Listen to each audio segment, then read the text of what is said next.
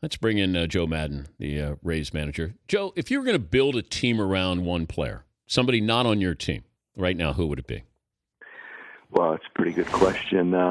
Major League Baseball right now, if you had to build we were just out in Los Angeles, and we saw that going on out there. I mean, Kershaw saw him for the very first time. It's pretty interesting. But we have one of those in David Price. That's a really, really good question. I like my guy, I like Price, but I like Kershaw a lot too. What is it about Kershaw? I know that we're lumping him in with Koufax, which is pretty dangerous territory. But what he's doing now, is it apples to apples? Can you compare somebody of this generation to somebody in the 60s like we were trying to do with Koufax? Well, I mean, just based on actual performance and numbers, I guess you can. But the thing that I'm just looking from a scout's perspective, this guy, he's got a little funk in his delivery, which I think is a big part of it. It's not really this fluid motion maybe that Koufax had with that high leg kick and everything looked so smooth. This guy's got a little funk with his arm stroke on the back of his delivery, and I think that adds a deception. Fastball's, it's good fastball. It's not a great fastball. It's a good fastball, but it's that little cutter slide or whatever he's throwing in there. Also with the changeup, everybody looks at the curveball, but that wasn't really the dominant pitch versus us. I just think that he's got this little thing with his delivery that makes it hard to pick him up. The ball gets on you quickly, and he knows how to pitch. He's got a tremendous mound presence. This guy knows he's good. I don't mean in a cocky, bad way. He just knows that he's good. He's got all these little intangible things going on for himself too. But would you have any problem with him as an MVP candidate, or even a pitcher winning the MVP? No, not at all. I really don't. I honestly, Dan, I really don't analyze awards that much. I'm not. I mean, the award that as a manager, you're always looking for is to win the World Series. I mean, all these different awards, MVPs and Cy Youngs and Rookies of the Year. I don't really, honestly, pay attention to that during the course of the season. But for me personally, if a guy really has this dominant kind of year as a pitcher and puts his team over the top and they win, yeah, I give him the MVP. You got Miguel Cabrera, and I was trying to put it into words last hour. It's really hard. There's certain guys that are just meant to hold a paintbrush or a tennis racket or shoot a basketball. Miguel Cabrera was meant to swing a baseball bat. How do you explain his greatness? Well, he's different, obviously. When we play him, I really try to avoid him as much as we can in critical moments just by not pitching to him. He's different in the sense that this guy is so willing to hit a single to right field to drive in a run. He uses the field from line to line, and he does it with power, which is so unusual in today's game. It's been unusual in the game forever, actually. His line-to-line ability is kind of unparalleled. The guy that I liked years ago that I thought was like that was Edgar Martinez. Yeah. I think there's some similarities in the way they approach with their swing. But this guy's just different, man. There's no holes. You never have him. He could power the ball like he did the other day to win a game down the right field line. He's just purely different. You think you have him set up to throw the ball hard in, he'll turn on it. He's just a different cat, man. His hands are incredible, his balance, but I think more than anything, he taught himself to hit the ball to right center, and that's what makes him so difficult. He's Joe Maddon, the Rays manager, joining us, Dan Patrick Show. What's the one unwritten rule in baseball that you would like to have changed or just get rid of it, get it out of the game? Well, I mean, all these, the beanball incidences and where a pitcher feels as though a player showed him up on a home run, as an example, by a bat flip or something like that, and then the guy has to be hit. Or even just a demonstrative swing that the guy's got to be hit. I really don't understand the vigilante kind of stuff, unilateral decisions made by players during the course of the game that somebody said from like 100 years ago that needs to be done. I don't necessarily agree with that kind of stuff. The retribution. Now, if somebody intentionally tries to hurt one of our players during the course of the game, then the retribution is definitely necessary. But all this because a guy took a big swing or he flipped his bat unnecessarily or whatever causes a pitcher to hit somebody. I don't like that. And furthermore, American League pitchers, you don't get the hit. Yeah. So I really don't like it in the American League where these guys could go out there, dust somebody up and never have to pay for it, but somebody else on their team does.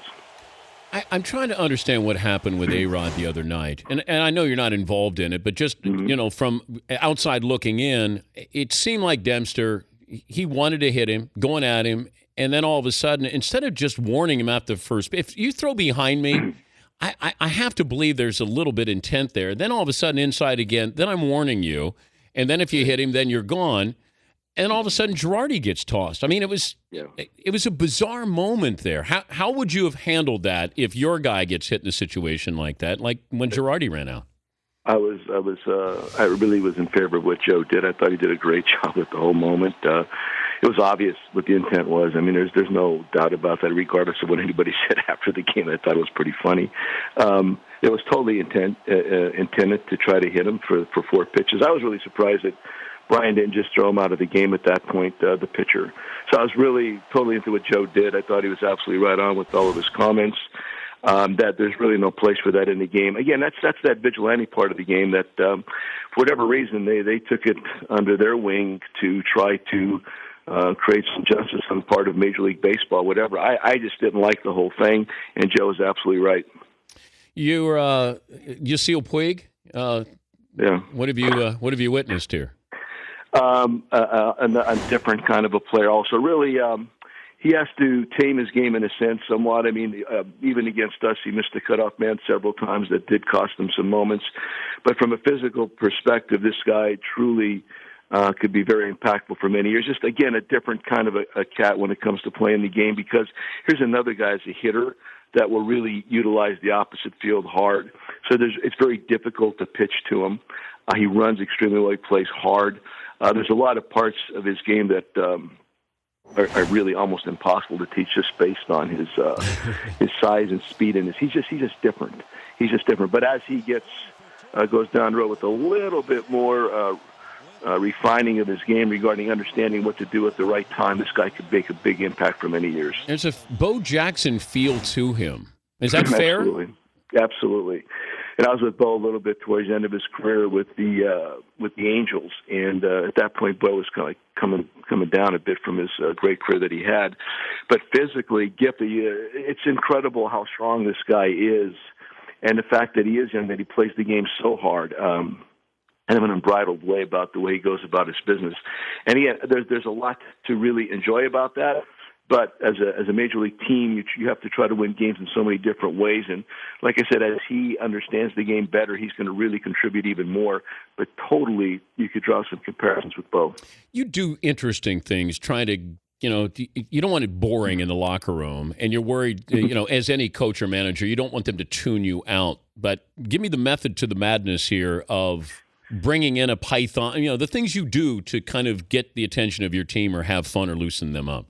Well, that's just the whole thing right there. I mean, there's so much pressure and stuff heaped on players on a daily basis that why would I want to even make it even worse within the Major League clubhouse based on the fact that you've maybe lost a couple games, that you've had a couple tough days? That's when they need your help the most. A lot of times guys or managers go the other way when teams aren't going that well, where you get upset with these guys. I mean, if you have a bunch of accountable professionals that are trying very hard on a nightly basis, come on, man, just let's support these guys. So I think it's I really thought we weren't crazy enough in the beginning of the year. I thought we were just way too normal, and I didn't kind of like that. That's when I started all that stuff. I mean, I think a slight craziness wins. And when you're too normal, a lot of times you just can't get over the top in this kind of a highly charged nightly situation. Like our game last night with Baltimore was insane that we eventually won. So you have to have a little craziness about you.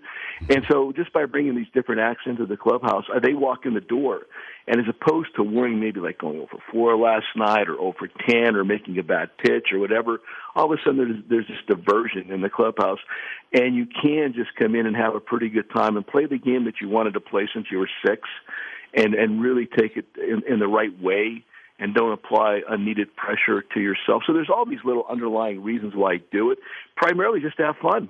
Let's have some fun, man, because I believe if our guys come in that door every day and feel like they're going to have some fun, they're going to play their best baseball. It's pretty simple, actually.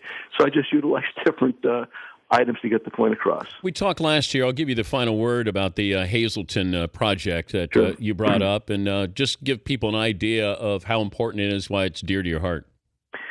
Well, I'm from Hazleton, Pennsylvania, a small coal mining town in northeastern Pennsylvania, and I really felt our hometown was kind of ready to die. I was there a couple of years ago, and there's such the economy was so bad, and furthermore, there was a great disconnect within the population. A lot of the Anglo-Hispanic groups were really butting heads and not working together, and it was really just a tense, not productive situation, obviously. So went home, flew home with my wife, Jay, and I thought I need to do something about this. So we created the Hazleton Integration Project, and now we have the Hazleton One Community Center with over 600 kids already signed up, which opened this past summer. The point was to try to bring the different groups together, get the kids primarily together.